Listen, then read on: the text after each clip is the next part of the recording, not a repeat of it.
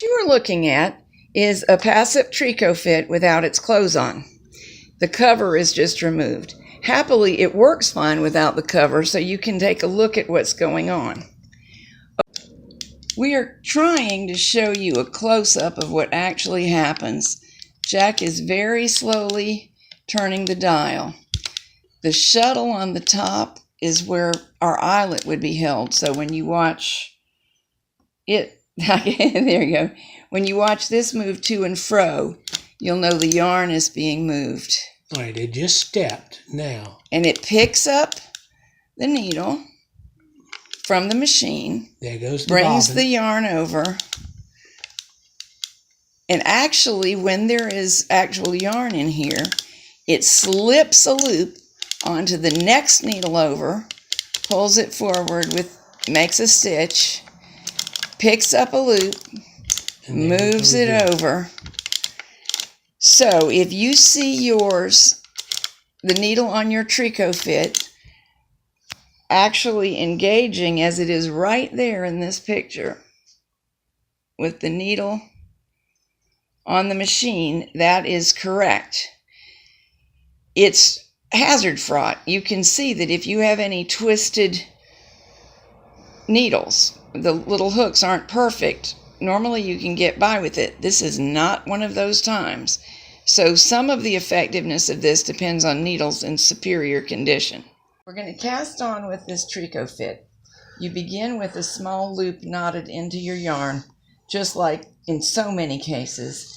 The manual tells you make sure it's neither too small or too large. Then it does give you a millimeter size. Basically, you want something sized about like a stitch.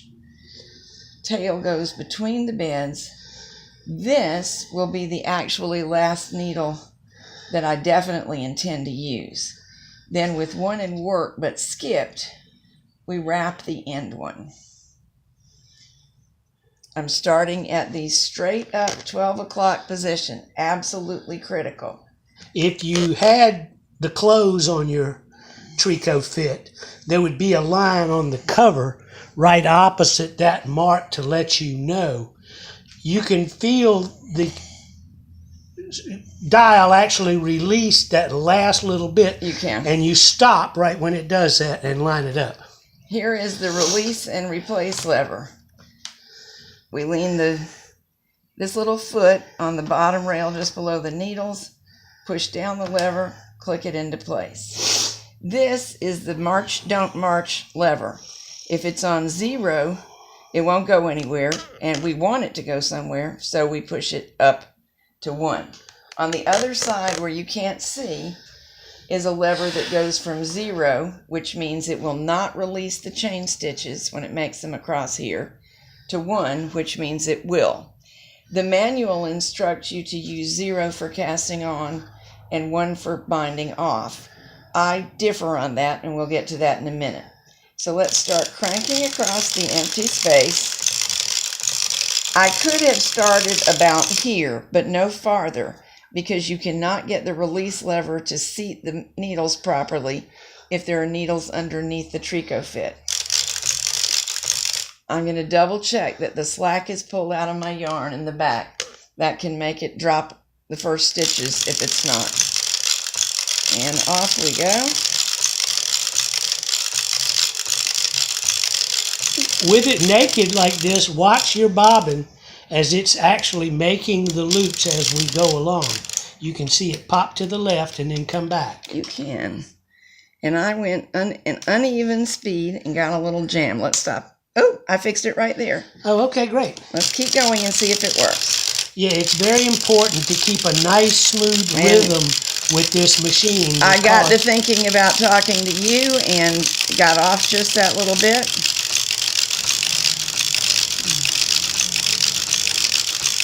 We are across, and we have a chain stitch. At this point, I need not keep cranking, except that it's just fun. I can lift it off like this. Here is what we just cast on. I'm going to come and rotate around so that you get a better look. And you can see that each needle is surrounded by that chain stitch.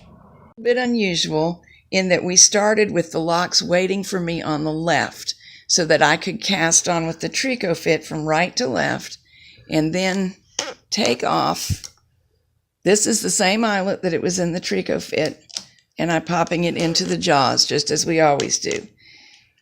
I'm setting for N, and a stitch size I think will work with this yarn.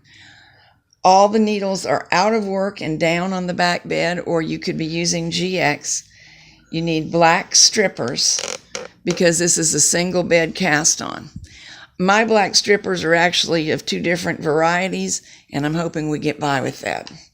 Ready to knit.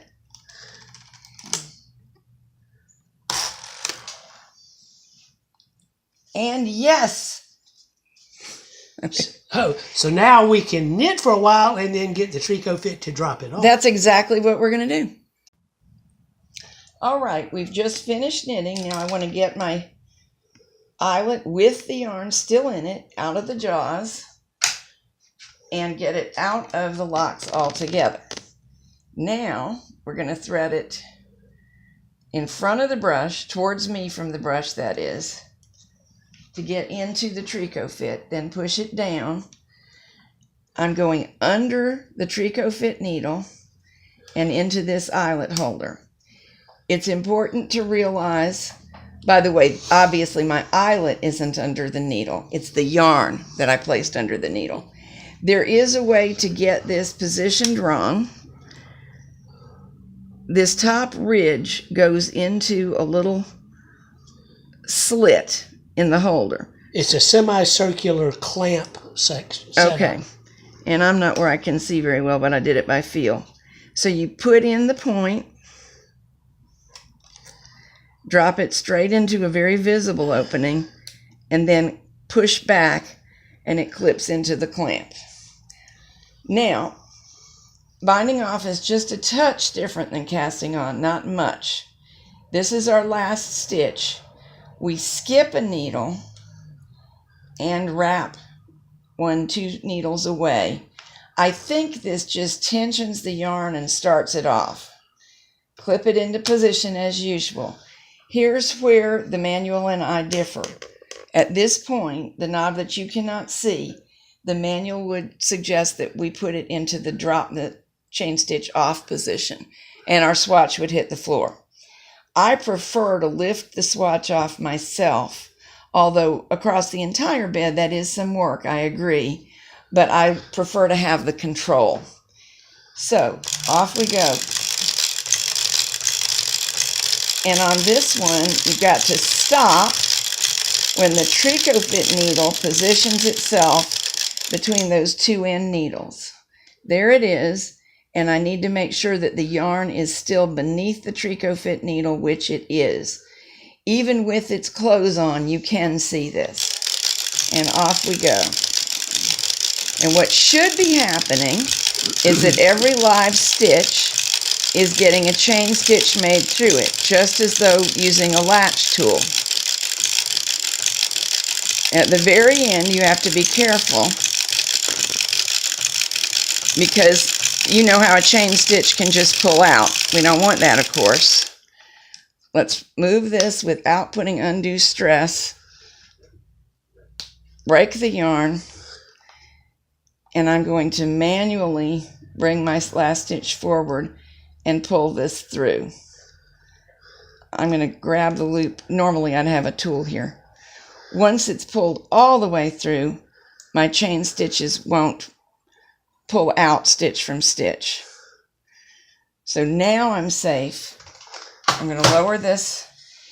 I put a claw weight on this for the purpose of demo. You're not supposed to need to, and I don't normally, but this swatch was so little, I thought a little bit of weight would be a good thing. And voila, a chain stitched cast on. If you have a Japanese machine, well, actually, there's the cast on. There's the bind off. I misspoke. In a Japanese version of this, the 8310 Brother Linker, for example, it does make a chain stitch, but it's working a little bit differently. It's chaining the last row of stitches through one another. So it's going to be tighter. The Tricofit is actually using a new strand of yarn, a continuation of your working yarn, true, but it's making what would be a new row of chain stitches. It's not chaining a previous row, but that's how it works. Because this particular Tricofit belongs to another knitter and is on the way home, I just cast on one more time in an abundance of caution to be absolutely sure that all is well, and that is beautiful. The Tricofit is not something you're going to whip out every time you knit. So it's important to know, I'm going to use the red straw to show you where you should be spraying your silicone, because here's your needle shuttle position. You need to get right in here. This is your walking drum. So you need to be on either end of the drum axle. And then from here, you can spray underneath here. Here's your needle shuttle. Wait, I didn't catch you. Okay. This is actually the needle shuttle. This is what catches the butt of the needle and moves it forward and back. So you'll want to spray in here with it upside down quite liberally. This is your walk shuttle right here. And then you should be good to go. If you'll notice, you can get right in here, and this is your drive cam for the needle. So you'd want to spray right over in there. And it's like all machinery. It may work okay, but with proper lubrication, it works best. If you want to know about the chemicals that Jack is using, that's a whole other video, and it's also listed on our website. He's going to quickly show you what he's using, but there's much, much more information on it that we've recorded other places.